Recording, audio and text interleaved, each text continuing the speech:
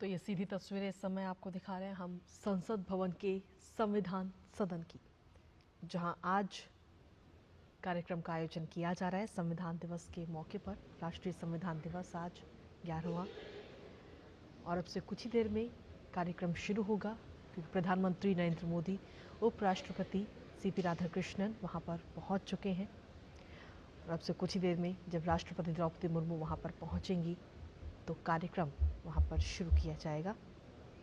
आज का जो ये अवसर है वो भारत द्वारा संवैधानिक मूल्यों और लोकतांत्रिक परंपराओं के प्रति अपनी प्रतिबद्धता की पुनः पुष्टि का ये प्रतीक है।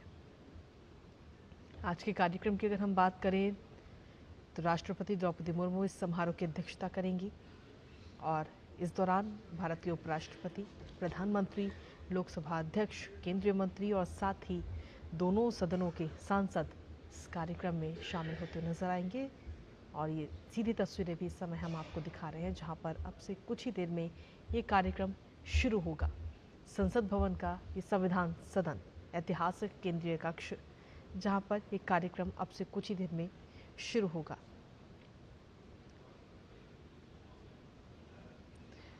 और आज के इस कार्यक्रम में जहां एक तरफ राष्ट्रपति का संबोधन होगा, तो वहीं दूसरी तरफ आपको बता दें कि विधायी विभाग द्वारा तैयार 9 भाषाओं में मलयालम, मराठी, नेपाली, पंजाबी, बोडो, कश्मीरी, तेलुगु, उड़िया और असमिया भाषा में भारत के संविधान का भी आज लोकार्पण किया जाएगा।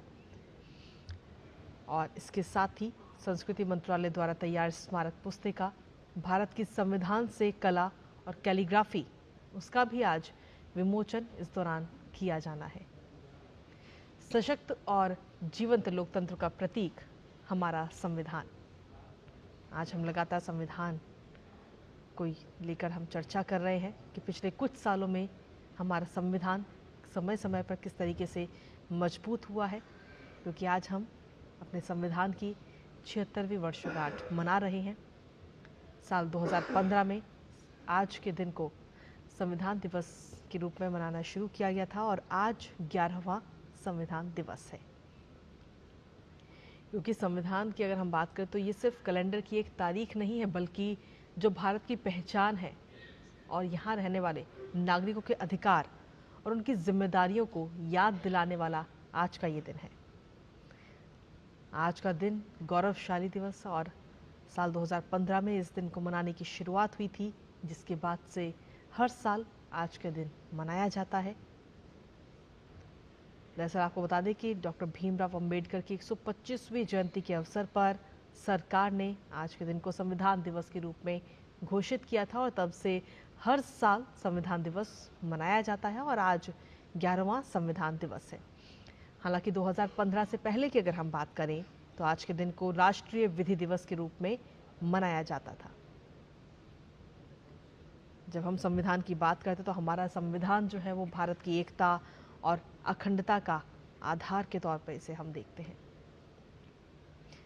हम मूल सिद्धांत और मूल अधिकारों की बात करते हैं, और ऐसे में संविधान की जो प्रासंगिकता है वो आज भी बनी हुई है, क्योंकि 1949 को जब बाबा साहेब ने सिर्फ संविधान नहीं दिया बल्कि देश को नई चेतना दी, और इस चेतना ने करोड़ों भारतीयों को अपने अधिकारों की बात करने के लिए लड़ने की हिम्मत दी, उन्हें भरोसा दिया कि आप अपने लिए आवाज़ उठाइए। और आज विश्व का सबसे बड़ा लोकतंत्र भारत अपने संविधान की 76वीं वर्षगांठ मना रहा है। तो आज का दिन बेहद ही खास और बेहद ही महत्वपूर्ण, क्योंकि आज का दिन भारत की पहचान, अधिकार और जिम्मेदारियों को याद दिलाने वाला ये दिन है। और अब से कुछ ही देर में ये कार्यक्रम की शुरुआत होगी। सीधी तस्वीरें आपको दिखा रहे हैं संसद भवन से, जहां केंद्रीय कक्ष यानी संविधान सदन में अब से कुछ ही देर में ये कार्यक्रम शुरू होगा। प्रधानमंत्री नरेंद्र मोदी इस कार्यक्रम में शामिल होते हुए नजर आएंगे, साथ ही उपराष्ट्रपति सीपी राधाकृष्णन और देश के राष्ट्रपति द्रौपदी मुर्मू इस कार्यक्रम में शामिल होंगी। आपको बता दें कि इस कार्यक्रम के दौरान अध्यक्ष और उपराष्ट्रपति सभा को संबोधित करेंगे, जिसके बाद राष्ट्रपति का भी आज अभिभाषण होगा। और ये सीधी तस्वीरें इस समय हम आपको दिखा रहे हैं संसद भवन से ये सीधी तस्वीरें।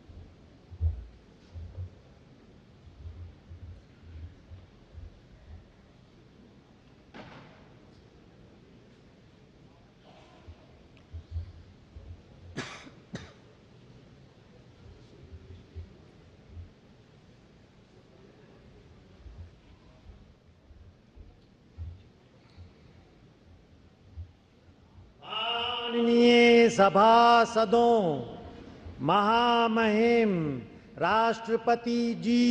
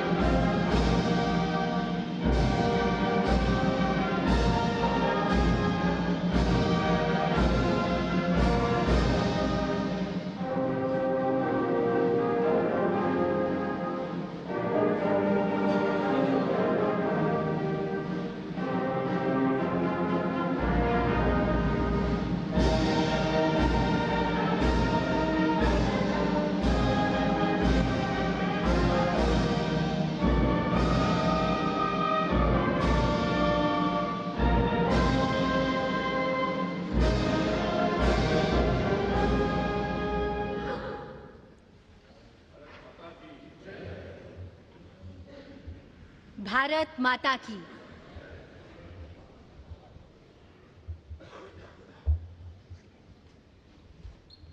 छब्बीस नवंबर 1949 ईस्वी मिति मार्गशीर्ष शुक्ल सप्तमी संवत 2006 विक्रमी को एतत् द्वारा संविधान को अंगीकृत, अधिनियमित और आत्मार्पित किया गया। हमारा संविधान हमारा स्वाभिमान, और ये हम सभी के लिए बड़े हर्ष और गर्व की बात है कि इस वर्ष देश संविधान को अंगीकार किए जाने की 76वीं वर्षगांठ मना रहा है। नमस्कार, आप सभी का, आप सभी माननीय विशिष्ट जनों का इस ऐतिहासिक केंद्रीय कक्ष में हार्दिक स्वागत, अभिनंदन एवं आप सभी को शत शत वंदन।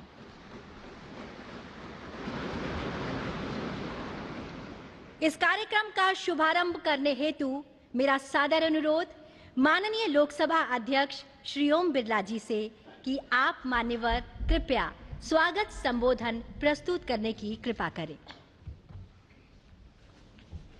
संविधान दिवस के पावन अवसर पर सभी देशवासियों को हार्दिक बधाई, शुभकामनाएं। इस पावन अवसर पर आज हम भारत की संविधान सभा के अध्यक्ष डॉक्टर राजेंद्र प्रसाद जी, हमारे संविधान के शिल्पकार बाबा साहब डॉक्टर भीमराव अंबेडकर जी एवं संविधान सभा के सभी मान्य सदस्यों का आदरपूर्वक नमन करते हैं।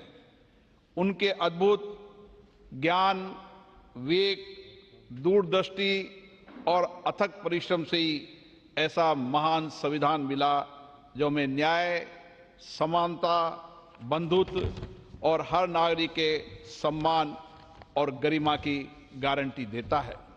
इस अवसर पर पधारे हमारे माननीय राष्ट्रपति महोदय जी, माननीय उपराष्ट्रपति जी, माननीय प्रधानमंत्री जी, राज्यसभा में सदन के नेता, माननीय संसदीय कार्य मंत्री, राज्यसभा में सदन के प्रतिपक्ष नेता, लोकसभा में नेता प्रतिपक्ष, राज्यसभा के उपसभापति, माननीय मंत्रीगण, सभी दल के नेतागण, माननीय सदस्यगण, अतिथियों, आप सभी का इस ऐतिहासिक संविधान सदन में हार्दिक स्वागत, अभिनंदन।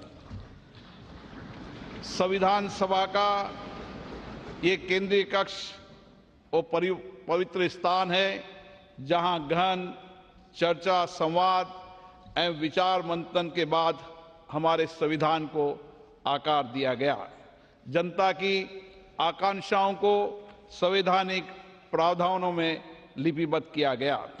संविधान के मार्गदर्शन में पिछले 7 दशक से अधिक के कालखंड में हमने नीतियों और कानून बनाए और सामाजिक न्याय और समावेशी विकास के लक्ष्य प्राप्त किए। हमने अपने संविधान के मार्गदर्शन में हमने सुशासन और सामाजिक आर्थिक विकास की एक परिवर्तनकारी यात्रा तय की है। भारत विश्व का सबसे जीवंत और सफल लोकतंत्र माना जाता है। हमारा संविधान का गौरव है और हमारे संविधान की प्रस्तावना में लिखित शब्द हम भारत के लोग, हमारी सामूहिक शक्ति, राष्ट्रीय एकता और जन कल्याण के लक्ष्य की सशक्त अभिव्यक्ति है। आज हम सभी का सामूहिक लक्ष्य है वर्ष 2047 तक भारत को विकसित राष्ट्र बनाने का, और ये लक्ष्य तभी पूर्ण होगा जब हम अपने जीवन में संविधान के मूल्यों और आदर्शों को अपनाएंगे। आइए आज इस पावन दिवस पर हम अपने इस संकल्प को दृढ़ करें कि संविधान के मूल्यों एवं आदर्शों को आत्मसात करेंगे और हमारा निर्णय राष्ट्र हित को सर्वोपरि होगा। अपने कर्तव्यों और दायित्वों को निभाते हुए आने वाली पीढ़ियों के लिए हम एक ऐसे भारत का निर्माण करेंगे जो विकास, न्याय, एकता, बंधुता और मानवीय गरिमा की मिसाल हो। और इसी भावना के साथ मैं सभी उपस्थित अतिथियों का धन्यवाद व्यक्त करता हूं। जय हिंद। बहुत बहुत धन्यवाद मान्यवर. And now I request Honorable Vice President of India and Chairman Rajya Sabha, Shri C.P. Radhakrishnan ji, to kindly address the distinguished gathering. தாயின் அன்பாய், தந்தையின் அறிவாய், குருவின் ஒளியாய், தாயாய் தந்தையாய் குருவாய் தெய்வமாய் நாம் அனுதினமும் வழிபடுகின்ற புனித பாரத அன்னையின் பொற்பாதங்களை முதற்கண் பணிந்து வணங்கி, I touch and salute the holy feet of Bharata Mata, the most powerful and the most merciful. Honorable President of India, Srimati Draupadi Murmu ji, Honorable Prime Minister of India, Sriman Narendra Modi ji, Honorable Speaker Lok Sabha, Sriman Om Birla ji, Honorable Union Ministers, Honorable Leaders of the Opposition of both Houses, Honorable Deputy Chairman Rajya Sabha, distinguished members of Parliament, Bhai Begno, sabko namaskar. On this great day in 1949, our holy constitution was adopted by the Constituent Assembly of Independent Bharat. I extend my warm greetings to all my beloved Bharat Vasis. Since 2015, we have started observing 26th November as the Constitution Day every year, Samvidhan Divas. Now it has become the pride celebration of every Indian. Our great extraordinary leaders like Baba Saheb, Dr. Bhim Rao Ambedkar ji, Dr. Rajendra Prasad ji, Sri N. Gopalaswamy Iyengar, and Sri Alladi Krishnaswamy Iyer ji, Sri K.M. Munshi ji, Durga Bhai Deshmukh ji, and other great leaders made this constitution in such a way, in its every page we see the soul of our nation. Our constitution was drafted, debated, and adopted by our outstanding tall leaders of Mother Bharat in the Constituent Assembly. It embodies the collective wisdom, sacrifice, and the dreams of millions of our countrymen who fought for freedom. The great scholars, drafting committee, and the members of the Constituent Assembly gave insightful thoughts to fulfill the hopes and aspirations of crores and crores of Indians. Their selfless contribution make Bharat as the largest democracy in the world today. Our Constitution was born out of intellect and lived experience, sacrifices, hopes, and aspirations. The soul of our Constitution has proved that Bharat is one and it will be one forever. In the recent years, by adopting pragmatic and saturation-first approach, we have been able to perform well on many development indicators. From nowhere, we are now the fourth largest economy of the world, and very soon we are going to be the third largest economy of the world. That is why the whole world is now looking at us. 25 crore brothers and sisters of India have been liberated from poverty in the last 10 years. This is a historical monument achievement never seen in the human history ever before. With the help of digital technologies, 100 crore people have been covered under various social security schemes. We have made the impossible possible. This year, we commemorated the 150th birth anniversaries of Sardar Vallabhbhai Patel ji, Bhagavan Birsa Munda ji, and also the 150th year celebrations of our patriotic national song, Vande Mataram. pain and the sacrifice of our freedom fighters inspired us, and it will continue to inspire generations to come. The selfless struggle for independence fosters the spirit of patriotism, pride and loyalty in the young minds of India. The whole world is now celebrating democracy, but democracy is not a new concept to our Mother Bharat. History reveals that democracy has been existing in the places like Vaishali in the north and the Chola rulers adopted Kudavolai in the south. That makes us proud to call Bharat as the mother of democracy. No democracy can survive without the consciousness contribution of the citizens. In our Mother Bharat, every citizen, whether he or she, rich or poor, always contribute to strengthen the democracy.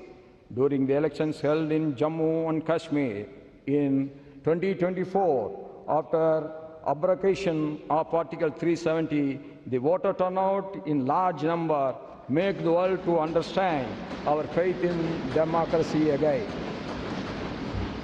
In the recently held Bihar elections, voter turnout, particularly that of women in large numbers, has added another precious diamond in the crown of our Mother Bharat democracy.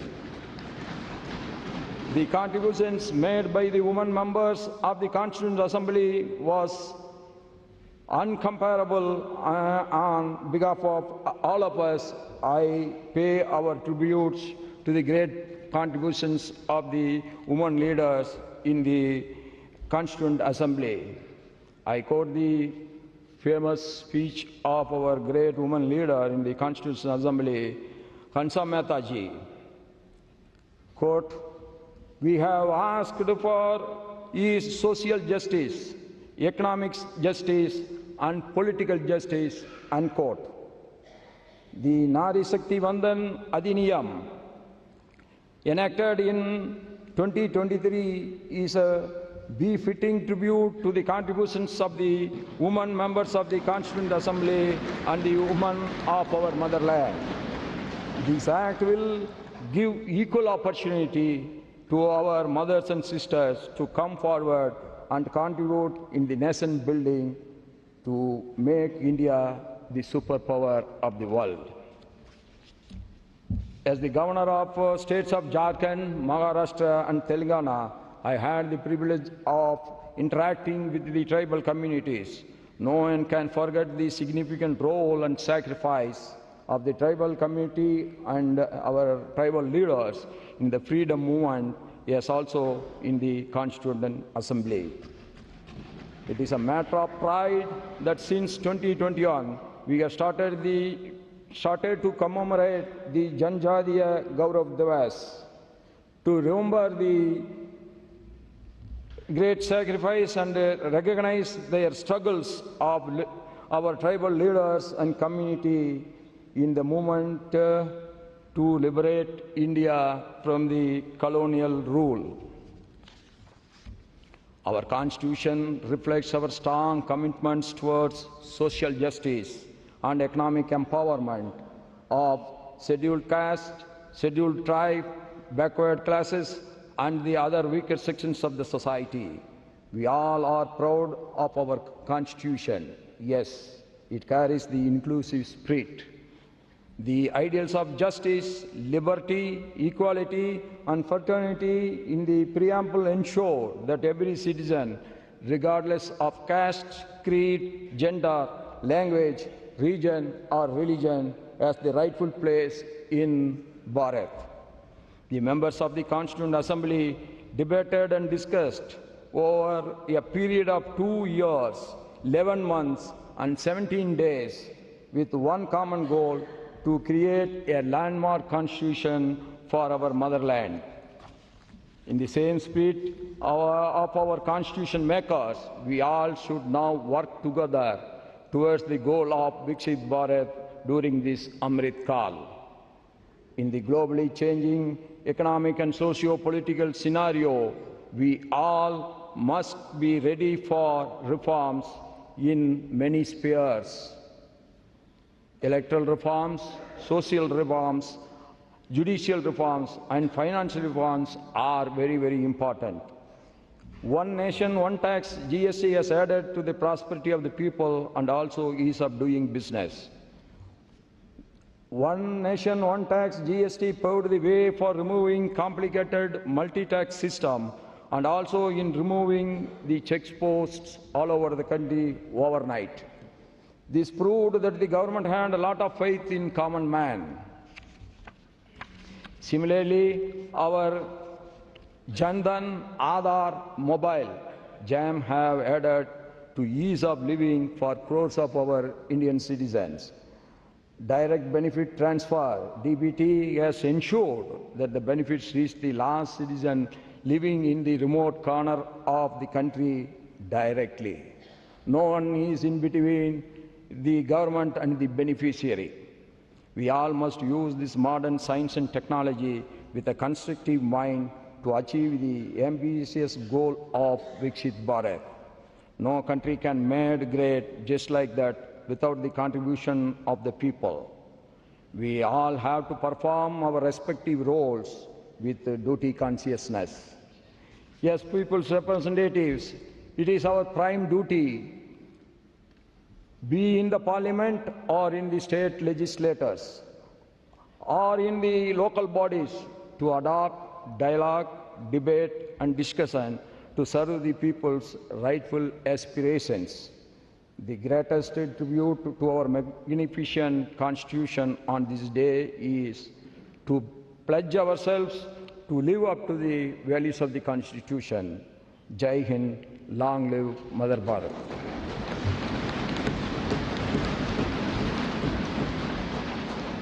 Thank you very much sir.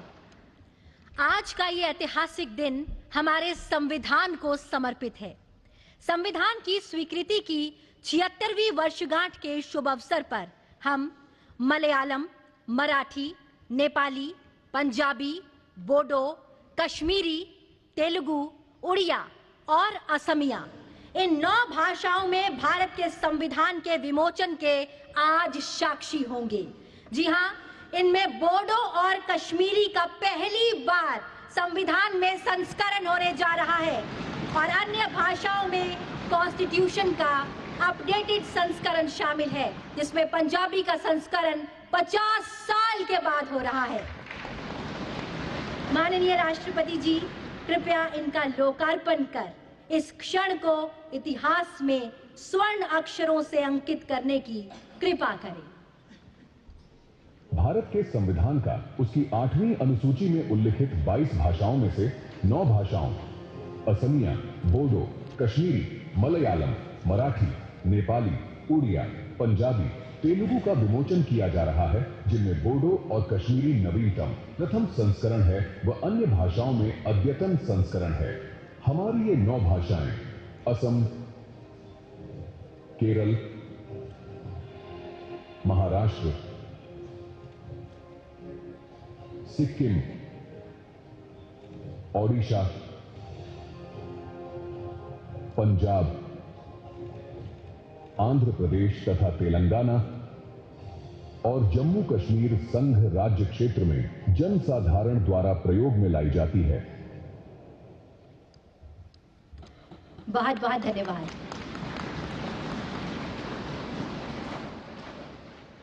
संविधान में अंकित चित्रों से भारत का अंतर्मन झांकता है। संविधान में इन चित्रों को उकेरा शांति निकेतन के कला भवन के प्राचार्य एवं विख्यात चित्रकार नंदलाल बोस जी और उनकी टीम ने। इन्हीं की सुंदर झलक है पुस्तक भारतीय संविधान में कला और कैलीग्राफी। अब मेरा विनम्र अनुरोधन है आपसे माननीय राष्ट्रपति जी कि आप इस प्रकाशन का रिलीज करने की कृपा करें।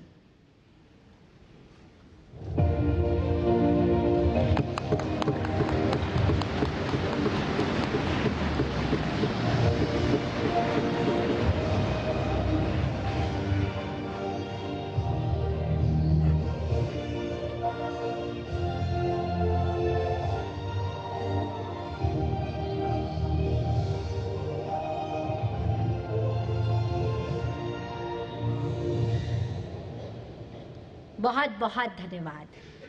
अब माननीय राष्ट्रपति जी, आपसे विनम्र अनुरोध है कि आप अपने ज्ञानवर्धक शब्दों से हम सभी का मार्ग प्रशस्त करने की कृपा करें।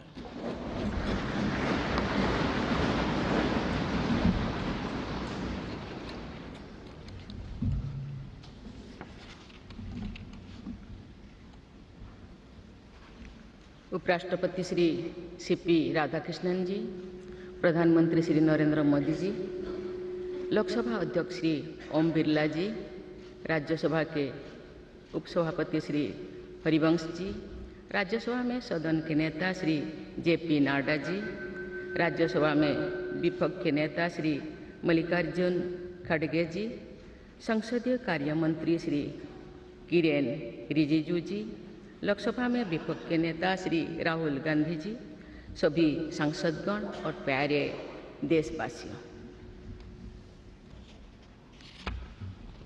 संविधान दिवस के ऐतिहासिक अवसर पर आप सबके बीच आकर मुझे हार्दिक प्रसन्नता हो रही है।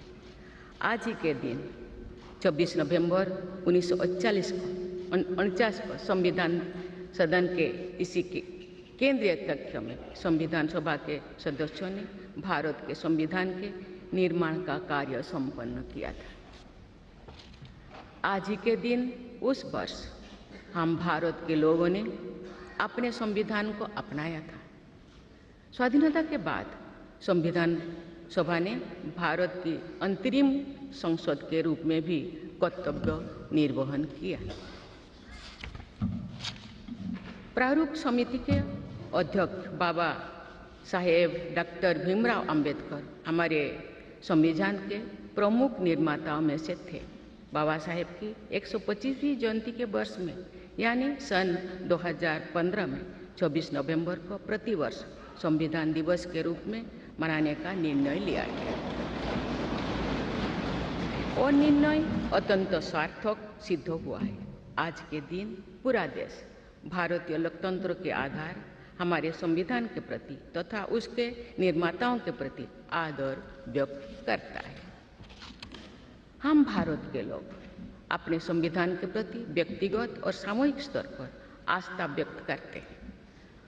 अनेक योजनाओं के माध्यम से देशवासियों को, विशेषकर युवा वर्गों को संवैधानिक आदर्शों से अवगत कराया जाता है। संविधान दिवस से मनाने की परंपरा का शुभारंभ करने और उसे निरंतरता प्रदान करने की जितना भी प्रशंसा की जाए और कम। माननीय सदस्य संसदगण संसदीय प्रणाली को अपनाने के पक्ष में संविधान सभा में जो ठोस तर्क दिए गए थे वो आज भी प्रासंगिक है। विश्व के विशालतम लोकतंत्र में जन आकांक्षाओं को अभिव्यक्त करने वाली भारतीय संसद विश्व के अनेक लोकतंत्र के लिए आज एक उदाहरण के रूप में प्रतिष्ठित है। हमारे संविधान निर्माता चाहते थे कि संविधान के माध्यम से हमारा सामूहिक और व्यक्तिगत स्वाभिमान सुनिश्चित रहे। मुझे ये कहते हुए बहुत प्रसन्नता होती है कि बीते दशक में हमारे संसद ने जन आकांक्षाओं को अभिव्यक्त करने के अत्यंत प्रभावी उदाहरण प्रस्तुत किया है। संविधान निर्माताओं की अपेक्षाओं पर खरा उतरने के लिए मैं आप सभी सांसदों को बहुत बहुत बधाई देती हूँ। साथ ही कृतज्ञ राष्ट्र की ओर से मैं संविधान सभा के परम सम्मानीय सदस्यों की स्मृति में सादर नमन करती हूँ। हमारे संविधान के अंतरात्मा जिन आदर्शों में अभिव्यक्त होती है वो आदर्श है सामाजिक, आर्थिक एवं राजनैतिक न्याय, स्वतंत्रता, समता और बंधुता। मुझे ये देखकर हर्ष होता है कि इन सभी आयामों पर संसद सदस्यों ने संविधान निर्माताओं की परिकल्पनाओं को यथार्थ स्वरूप प्रदान किया है। हमारी संसदीय प्रणाली की सफलता के ठोस प्रमाण के रूप में आज भारत विश्व की तीसरी सबसे बड़ी अर्थव्यवस्था बनने की ओर तेज गति से अग्रसर है। भारत में लगभग 25 करोड़ लोगों के गरीबी की सीमा रेखा से बाहर आने से आर्थिक न्याय के पैमाने पर विश्व की सबसे बड़ी सफलता अर्जित हुई। हमारे संविधान में सामाजिक न्याय को प्रमुखता दी गई है। सामाजिक न्याय के आदर्शों के अनुरूप समावेशी विकास के प्रयास किए जा रहे हैं। ऐसे अनेक प्रयासों में इकोनॉमिकली वीकर सेक्शंस के लिए शिक्षण संस्थाओं और रोजगार में आरक्षण का प्रावधान करना, दिव्यांगजनों की परिभाषा को विस्तार देते हुए उनके हित में विशेष अधिनियम लागू करना और उसे कार्यरूप देना तथा राष्ट्रीय पिछड़ा वर्ग आयोग को संवैधानिक दर्जा प्रदान करना शामिल है। 3 तलाक से जुड़े सामाजिक कुरीति पर अंकुश लगाकर संसद ने हमारी बहनों बेटियों के सशक्तिकरण और सामाजिक न्याय की दिशा में ऐतिहासिक कदम उठाए हैं। देश के आर्थिक एकीकरण के लिए स्वाधीनता के बाद का सबसे बड़ा टैक्स सुधार गुड्स एंड सर्विसेज टैक्स के रूप में किया गया है। आर्टिकल 370 के प्रावधानों को निरस्त करके देश के समग्र राजनैतिक एकीकरण के मार्ग में बाधक बने हुए अवरोध को दूर किया गया। नारी शक्ति बंधन अधिनियम द्वारा वुमेन लीड डेवलपमेंट के एक नए युग आरंभ होगा। नारी शक्ति अर्थात मातृशक्ति के बंधन का हमारे संस्कृति में अत्यंत महत्वपूर्ण स्थान रहा है। इस वर्ष 7 नवंबर से हमारा राष्ट्रगीत वंदे मातरम की रचना के 150 वर्षों पूरी होने के उपलक्ष्य में देशव्यापी स्मरण उत्सव मनाया जा रहा है। ये स्मरण उत्सव भारत माता को समृद्ध, सशक्त और आत्मनिर्भर बनाने का संकल्प का अवसर है। मुझे विश्वास है कि इस राष्ट्रीय संकल्प की सिद्धि के लिए आप सभी सदस्यगण देशवासियों को दिशा और प्रेरणा प्रदान करेंगे। हमारा संविधान हमारी राष्ट्रीय अस्मिता का ग्रंथ है। ये हमारी राष्ट्रीय पहचान का ग्रंथ है। ये कॉलोनियल माइंडसेट का परित्याग करके नेशनलिस्ट माइंडसेट के साथ देश को आगे बढ़ाने की मार्गदर्शक ग्रंथ है। इसी भावना के अनुरूप सामाजिक और तकनीकी बदलाव को ध्यान में रखते हुए क्रिमिनल जस्टिस सिस्टम से जुड़े महत्वपूर्ण अधिनियम लागू किए गए। दंड के स्थान पर न्याय की भावना पर आधारित भारतीय न्याय संहिता, भारतीय नागरिक सुरक्षा संहिता और भारतीय साक्ष्य अधिनियम को लागू किया गया है। ऐसे अनेक प्रगतिशील वैधानिक को सार्थक विमर्श के बाद पारित करने के लिए मैं संसद सदस्यों की मुक्त कंठ से सराहना करती हूँ। संविधान संशोधन के प्रावधानों के महत्व पर चर्चा करते हुए इस बात को रेखांकित किया गया था कि संविधान में ही ऐसी व्यवस्था होनी चाहिए जिसके बल पर भावी पीढ़ियां आवश्यक अनुसार समयानुकूल संशोधन कर सकें। इस प्रकार संविधान निर्माताओं ने हमारे संविधान को गतिशीलता और जीवंतता प्रदान की है। माननीय सांसदगण, हमारे संविधान निर्माताओं ने भारत के लोकतंत्र को संवैधानिक आधार प्रदान करने के साथ साथ हमारी राष्ट्रीय एकता का ताना बाना भी बुना। संविधान निर्माण में अग्रणी भूमिका निभाने के साथ साथ सरदार पटेल ने अनेक रियासतों के विलय का महान कार्य करके भारत की एकता को नया स्वरूप दिया। इस वर्ष सरदार पटेल की 150वीं जयंती देशवासियों ने मनाई। उनकी 150वीं जयंती के उपलक्ष्य में पिछले वर्ष से आगामी वर्ष तक चलने वाले कार्यक्रम के माध्यम से देशवासी राष्ट्रीय एकता तथा गौरव की आदर्शों से जुड़ेंगे। हमारी संसद हमारे राष्ट्र का प्रतिबिंब है। लौह पुरुष सरदार वल्लभ भाई पटेल के आदर्शों को प्रसारित करने तथा कार्यरूप देने में आप सबका योगदान महत्वपूर्ण है। जौन अभिव्यक्ति को परिलक्षित करने वाली हमारे संसदीय प्रणाली विभिन्न आयामों पर और अधिक मजबूत होती गई है। वयस्क मताधिकार का प्रावधान करके हमारे संविधान द्वारा जनता के विवेक पर जो आस्था व्यक्त की गई है, उसकी सफलता की विश्व के अन्य अनेक देशों में सराहना की जाती है।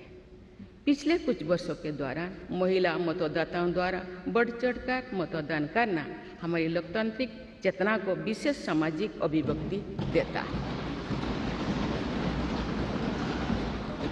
महिला, युवा, गरीब, किसान, अनुसूचित जाति और जनजाति समुदाय के हमारे देशवासी, मिडिल क्लास तथा न्यू मिडिल क्लास के लोग हमारी लोकतांत्रिक प्रणाली को पंचायत से संसद तक मजबूती से दे रहे हैं। हमारी समावेशी लोकतंत्रों में जन जन की भागीदारी को प्रोत्साहित किया जा रहा है। धरती आबा भगवान बिरसा मुंडा की जयंती के दिन जनजातीय गौरव दिवस मनाने की परंपरा शुरू की गई है और उसे बहुआयामी विस्तार दिया जा रहा है। भगवान बिरसा मुंडा की 150वीं जयंती से जुड़े समारोह देश भर में वर्षों पर्यंत आयोजित हुई। विरासत और विकास को जोड़ने वाली जनजातीय परंपराओं का संरक्षण और संवर्धन किया जा रहा है। संवैधानिक आदर्शों में निहित सर्वसमावेशी दृष्टि हमारी शासन व्यवस्था को दिशा प्रदान करती है। हमारे संविधान में निहित नीति निर्देशक तत्व हमारी शासन व्यवस्था के लिए मार्गदर्शन प्रदान करते हैं। संविधान सभा के अध्यक्ष डॉक्टर राजेंद्र प्रसाद ने कहा था कि जो स्वाधीनता हमने प्राप्त की है उसकी रक्षा करना और उसको बनाए रखना तथा जनसाधारण के लिए उसको उपयोगी बनाना उन पर निर्भर करता है जो इस संविधान का क्रियान्वयन करेंगे। ये प्रसन्नता का बात है कि हमारी संसद ने डॉक्टर राजेंद्र प्रसाद जी के अपेक्षा के अनुरूप राष्ट्रहित में कार्य किया है तथा जन सामान्यों के जीवन को बेहतर बनाने के लिए निरंतर प्रयास किए हैं। अंत्योदय की इसी दृष्टि के साथ आधुनिक विकास का समन्वय करके भारत विश्व समुदाय के सम्मुख विकास का एक नया मॉडल प्रस्तुत कर रहा है। विश्व स्तरीय इंफ्रास्ट्रक्चर के विकास से लेकर जन कल्याण की सुविधाओं को 100% लाभार्थियों तक पहुंचाने के प्रयास हमारी राष्ट्रीय प्रगति को अतुलनीय विस्तार देते हैं। संवैधानिक व्यवस्था के अनुसार आगे बढ़ते हुए हमारे देश की कार्यपालिका, विधायिका और न्यायपालिका ने देश के विकास और देशवासियों के जीवन को संबल प्रदान किया है। संसद के दोनों सदनों के सदस्यों ने हमारे देश को आगे बढ़ाने के साथ साथ गहन राजनीतिक चिंतन की स्वस्थ परंपरा विकसित की है। आने वाली कालखंड में जो विभिन्न लोकतंत्रों और संविधानों का तुलनात्मक अध्ययन किया जाएगा तो भारतीय लोकतंत्र और संविधान का विवरण स्वर्णाक्षर में किया जाएगा। आप सभी सदस्यगण हमारे संविधान और लोकतंत्र की इस गौरवशाली परंपरा के संभावक भी है, निर्माता भी है और साक्षी भी है।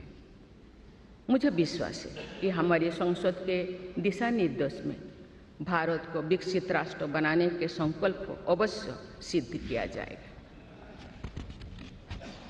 इसी दृढ़ विश्वास के साथ मैं सभी माननीय सदस्यों को संविधान दिवस की पुनः बधाई देती हूँ और सभी देशवासियों की स्वर्णिम भविष्य की कामना करती हूँ। धन्यवाद। जय हिंद, जय भारत।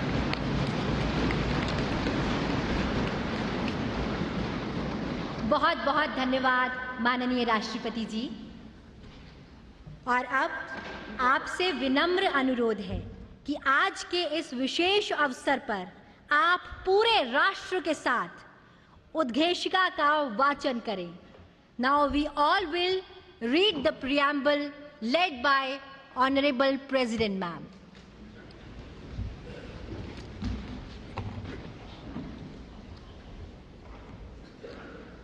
हम भारत के लोग भारत को एक संपूर्ण प्रभुत्व संपन्न सामाजिक पंथनिरपेक्ष लोकतंत्रात्मक गणराज्य बनाने के लिए तथा उसके समस्त नागरिकों को सामाजिक, आर्थिक और राजनैतिक न्याय, विचार, अभिव्यक्ति, विश्वास, धर्म और उपासना की स्वतंत्रता, प्रतिष्ठा और अवसर की क्षमता प्राप्त कराने के लिए तथा उन सब में व्यक्ति की गरिमा और राष्ट्र की एकता और अखंडता सुनिश्चित करने वाली बंधुता बढ़ाने के लिए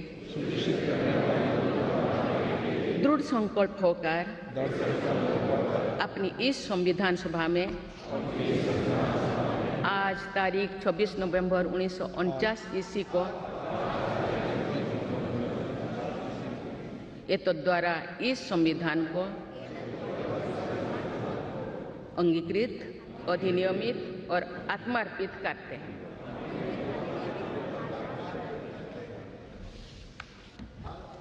भारत माता की जय। और अब राष्ट्रगान का सम्मान।